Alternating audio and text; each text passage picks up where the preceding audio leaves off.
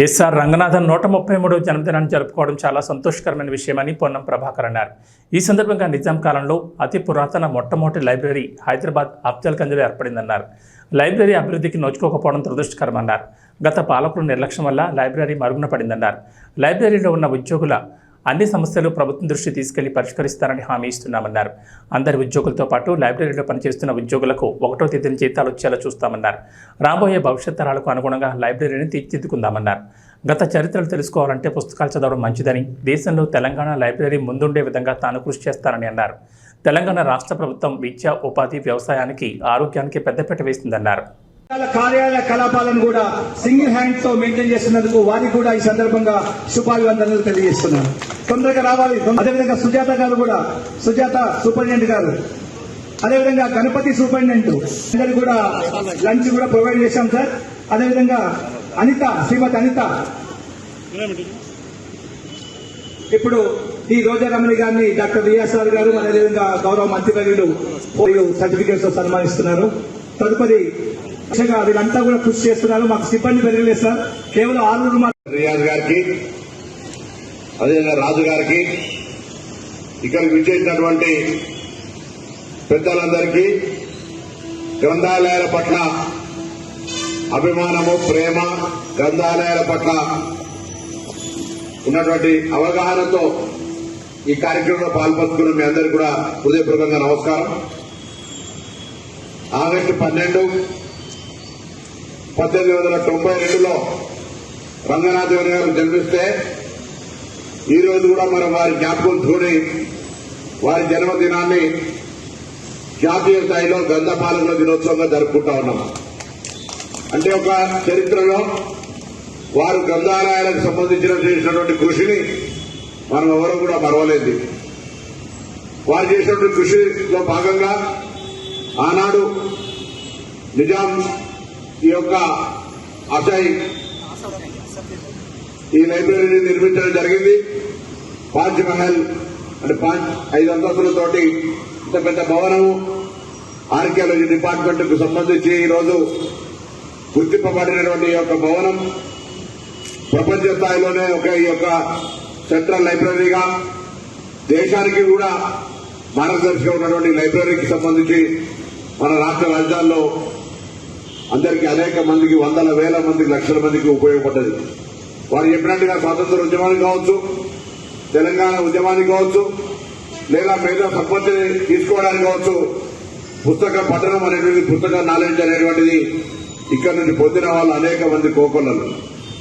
ఈరోజు గ్రంథాలయాలకు సంబంధించినటువంటి భవిష్యత్తు ఉనికికి సంబంధించిన అంశం మీద రియాజ్ గారు అనుమానం వ్యక్తం చేశారు. ఎందుకంటే గత కాలంగా మన 80-90 వేల పుస్తకాలు చదివిన పెద్ద ఆయన ఈ గ్రంథాలయంలో కొంచెం శ్రద్ధ పెట్టుంటే అసలు ఇటువంటి పరిస్థితి గ్రంథాలయాలకు ఉంటుండేది కాదు. తెలంగాణ రాష్ట్రం వచ్చినాక ఉమ్మడి రాష్ట్రంలో నిర్లక్ష్యానికి అయిందంటే పర్వాలే, కానీ మన అన్ని పుస్తకాలు చదివిన వ్యక్తి ముఖ్యమంత్రి అయిన తర్వాత, తెలంగాణ రాష్ట్రం ఏర్పడిన తర్వాత కూడా గ్రంథాలయ పరిస్థితి ఎక్కడేసిన గొప్పలు అక్కడనే ఉంది.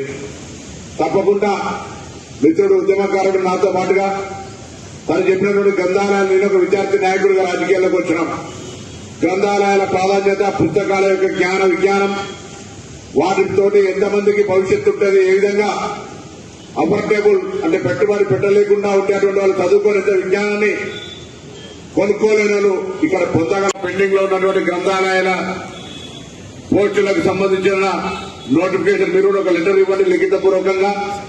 దాన్ని Telangana state public service commission vacancy post cadre strength వారిగా ఏ పోస్టులు ఏ క్యాడర్ కు సంబంధించి ఖాళీ ఉన్నాయో వాటి వివరాలన్నీ ఇచ్చినట్టయితే తప్పకుండా ప్రభుత్వం తరఫున జాబ్ క్యాలెండర్ లో పెట్టించే విధంగా చర్యలు తీసుకుంటాం గౌరవ ముఖ్యమంత్రి గారి ద్వారా అనే మాట మనవి చేస్తూ, జీతాలు కూడా 1వ తారీఖున పడడానికి, మీ సెస్ మీ దగ్గరికి రావడానికి ఎంతో గొప్ప ప్రభుత్వం ఒకవేళ మిగతా అవసరాలకు వాడుకున్న జీతభత్యాలు, గ్రంథాలయాల మినిమం మెయింటెనెన్స్ కు సంబంధించి తప్పకుండా మీ నిధులు మీకు ఏ విధంగా రాగలుగుతాయో ప్రయత్నం చేస్తారనే మాట మనవిస్తూ, హైదరాబాద్ సంబంధించి తప్పకుండా ఈ రోజు పోగానే అది కూడా ఒక లిఖితపూర్వకంగా ఖాళీ వేయండి.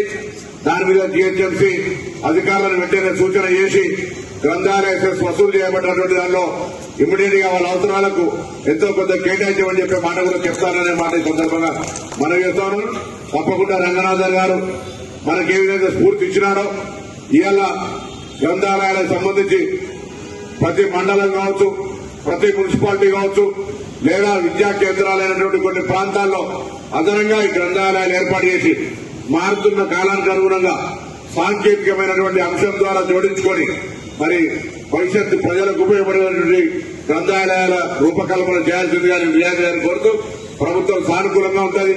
విద్య, వైద్యము, వ్యవసాయానికి సంబంధించిన దాంతో ఉపాధి అవకాశాలు మెరుగుపరిచేటువంటి ఆలోచనతో ఈ ప్రభుత్వం ముందుకు పోతా ఉంది. కాబట్టి తప్పకుండా గ్రంథాలయాలు దానికి వేదిక కావాలని కోరుకుంటూ తప్పకుండా ఈ రోజు గ్రంథాలయ పాలకుల దినోత్సవం సందర్భంగా గ్రంథాలయాలు మన భవిష్యత్తు ఉనికికి గత చరిత్రను అందించేటువంటి ఒక పెద్ద పెద్ద కేంద్రాలుగా ఎప్పుడు కానీ చరిత్రలో ఈ రోజు ఈ కార్యక్రమం భవిష్యత్ తరానికి తెలవాలంటే గ్రంథాలయము దానికి సంబంధించిన ఒక చరిత్ర ఉండాల్సిందే. లేకపోతే మనం ఈ రోజు ఎవరం కూడా గత చరిత్రకు చెందిన జ్ఞానం మన దగ్గర లేకుంటుంటుండే. మనం ఇలా గత చరిత్ర గురించి జ్ఞానం ఉంది అంటే మనకు సంబంధించి అన్ని కూడా వేదికలుగా లైబ్రరీని ఉపయోగించుకుంటాం. ఈ రోజు సరే గూగుల్లో రావచ్చు, లేకపోతే అనేకమైనటువంటి సాంకేతికమైన అంశాలు వచ్చినా బేసిక్ గా ఆనాటి వాస్తవ చరిత్ర తెలుసుకోవాలంటే మళ్ళీ పుస్తకం పఠనం చేయాల్సిందే అనే మాట సందర్భంగా మనవేస్తూ ఉద్యోగస్తుల సమస్యలు, నియామకాలు, నూతన గ్రంథాలయాల ఏర్పాటు 3 ప్రధానమైన అంశాలతోటి దీనికి సంబంధించి అన్ని రకాలుగా మద్దతుగా ఉంటారనే మాట మనవేస్తూ మరి రియాజ్ గారి నాయకత్వంలో గ్రంథాలయ సంస్థ అన్ని రకాలుగా అభివృద్ధి చెంది కేరళ రాష్ట్రం కంటే మించే విధంగా తెలంగాణ గ్రంథాలయ లోపల ముందుండాలని నేను ఆకాంక్ష